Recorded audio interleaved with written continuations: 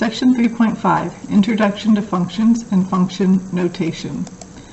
Definition of a relation. A relation is just any set of ordered pairs.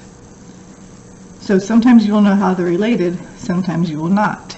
So for example, ordered pairs could be like 2, 4, negative 1, 5, 3, 2.6, and so forth. Just any set of ordered pairs. The definition of the domain says the relation's input values. So if we're looking at the ordered pairs, the input values would be the first coordinates. So my domain for those ordered pairs would be 2, negative 1, and 3. The range is the relation's output values, which is the second coordinates in the ordered pairs. So my range would be 4, 5, and 2.6. So just remember your domain is your input and your range is your output. If you're going to take college algebra next semester, just know that college algebra is all about functions. So I would keep these notes and refer back to them.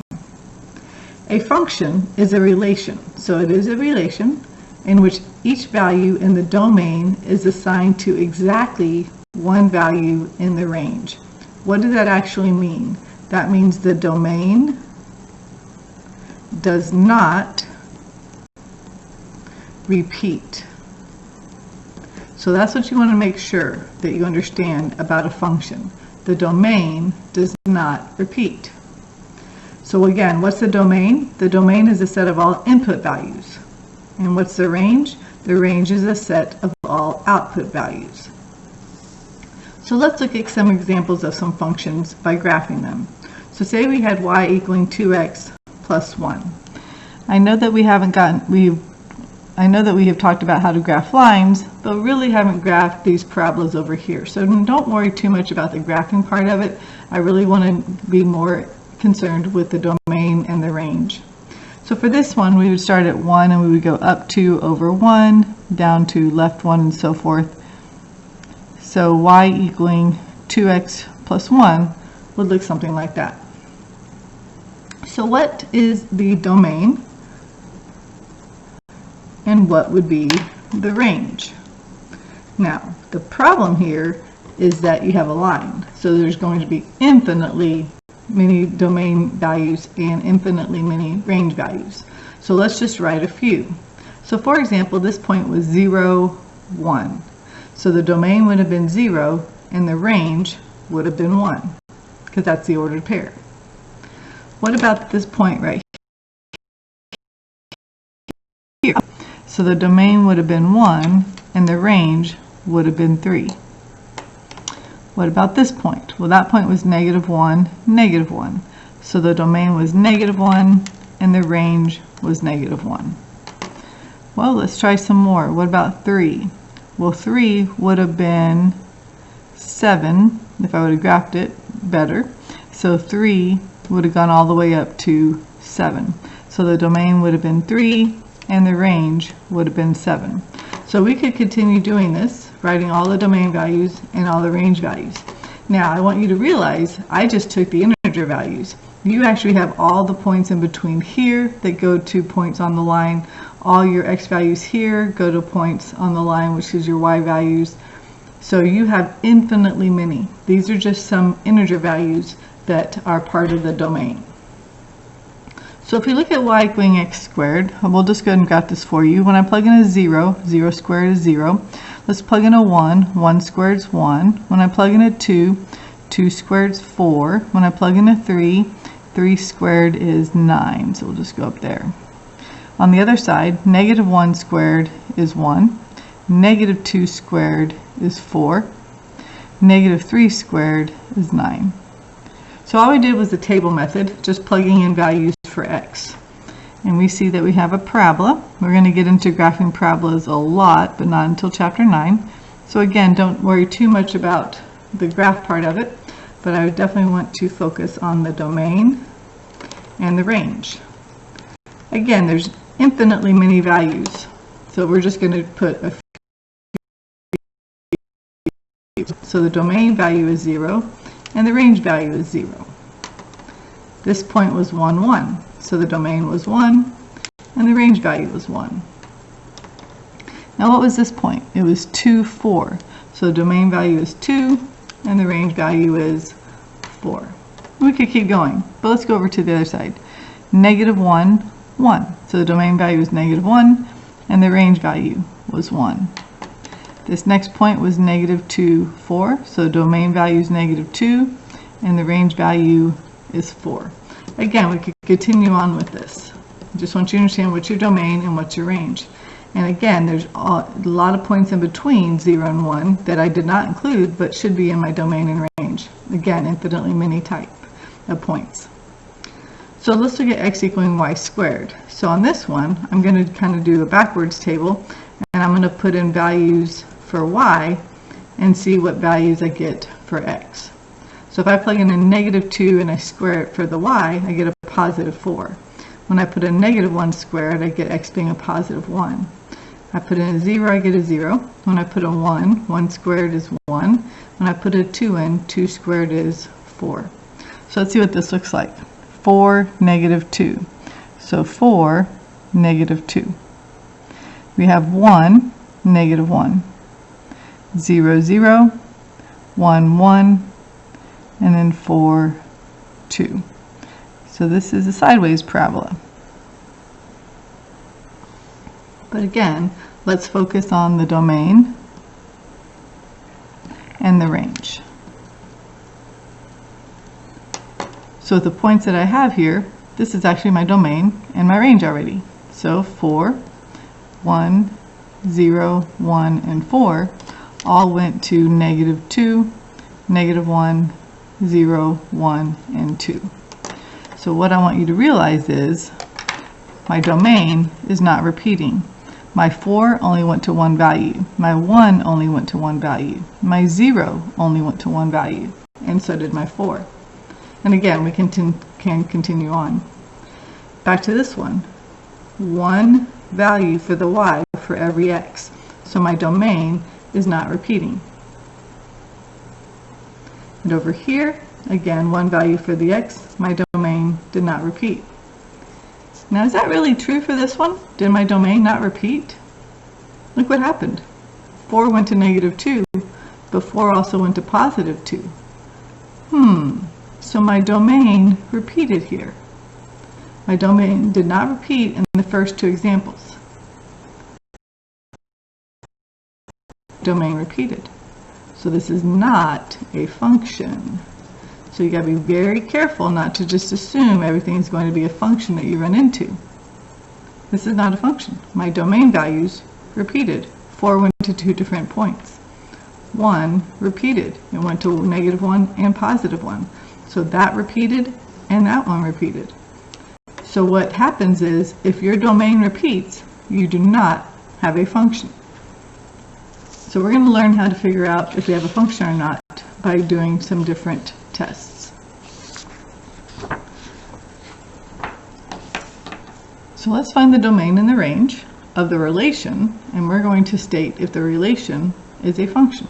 So we are going to do set notation. Set notation just has these little brackets, and then we want to look at the range, and then we're going to state if it is a function or not. So what's the domain? Well, the domain are your very first input values. So my domain would be 1, 2, 3, and 4. What is the range? It's the output. 5, 4, 3, and 2. So 5, 4, 3, and 2. So is this relation a function? Well, 1 only got used once, so did the 2, so did the 3, and so did the 4. So since none of my domains repeated, we do have a function. So yes, the relation is a function. But I want you to be able to say why, because the domain did not repeat. So make sure you can justify your answer. All right, let's look at number 2 and the range of this relation. And we're going to see if the relation is a function. So writing down the domain values, we had a 2, a 3, a 5, oh, look what happened. The 3 repeated. So we're not going to rewrite it. We're just going to go, uh-oh, the 3 repeated. In my range values, we had a 2, a 2, a 3, and a 4. 2, don't repeat the 2, 3, and 4. So the problem with this one is not that the range repeated, but that the domain value of 3 repeated. 3 went to 2, but 3 also went to 4. So not a function, because again, I want you to be able to justify your answer. Don't just say yes or no. Justify why it is a function or is not a function. So number 3 we'll just do out loud. The domain would be 10, 20, 30, 40. The range would be 5. I only have to write it once. It is a function because why? The domain did not repeat. What did repeat is the y values. We don't care about that. Looking at just the x values, we see that this is a function. So how would we determine if we have a graph given to us if the graph represents a function? Well, first of all, we got to determine the domain and the range of the relation, and then determine if it is a function. Now, how could we do that? Well, we have to figure out the domain and then the range.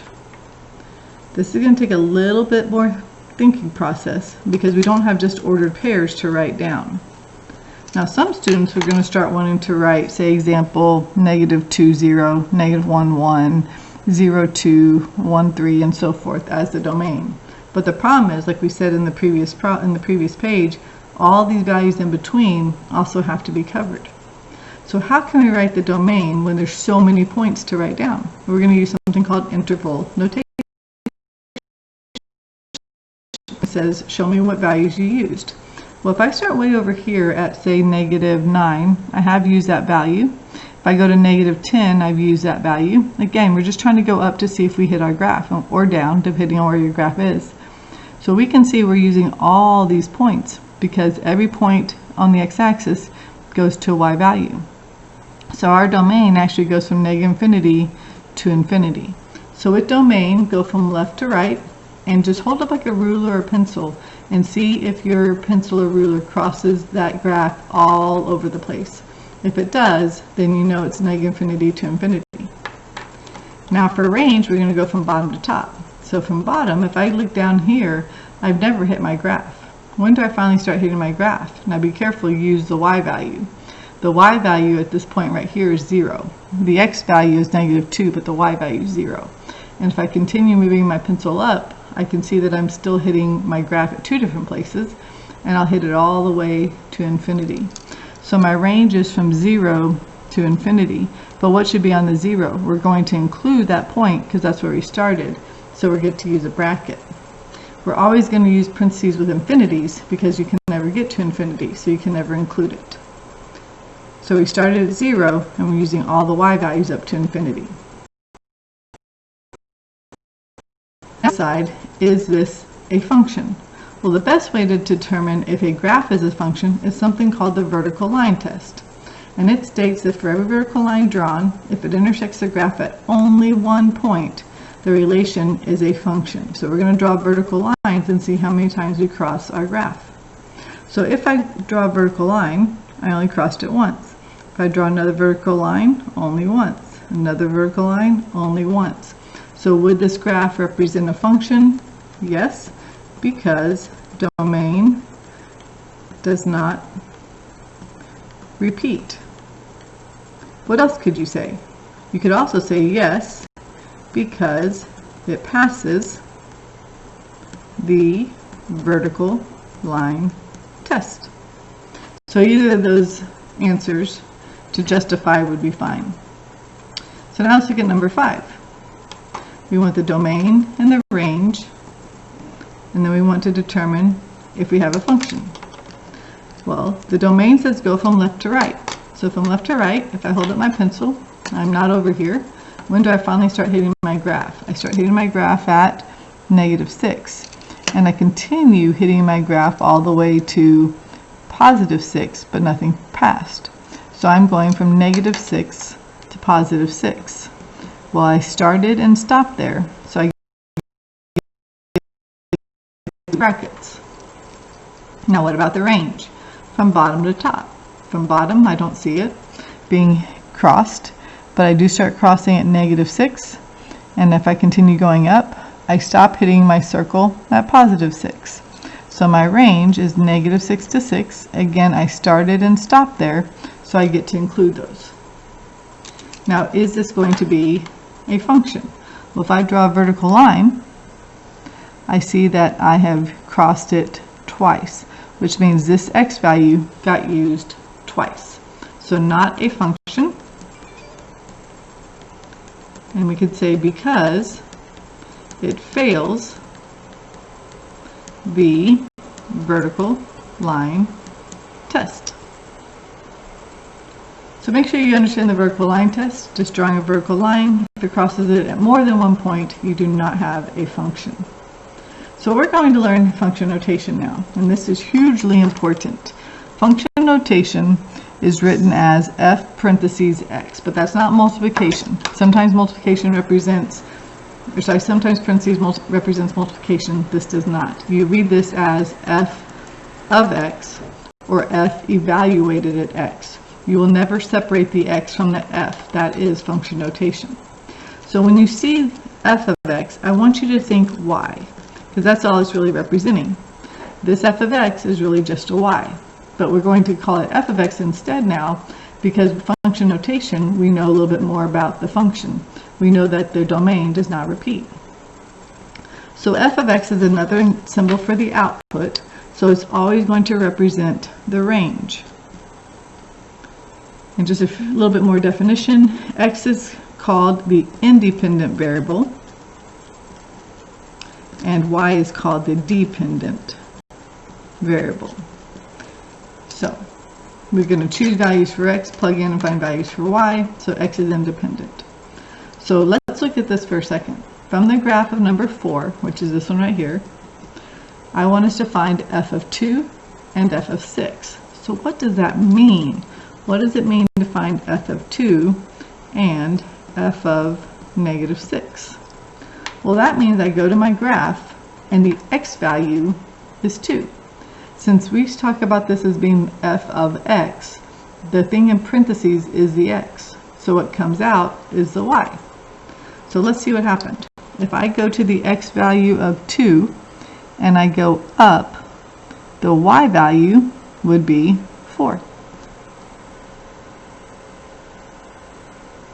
So what about f of -6? That means the x value is -6 and they want the y value. So we go over to -6, there's -6. We go up to our y value, and our y value is 4. Just happen to be the same number, doesn't always do that. So if I asked you to find, say, f of 4, what would that mean to do? That would mean go to the x value of 4, go up, and the y value would be 6. So function notation is really important, something we use a lot in college algebra, so make sure you're understanding function notation well.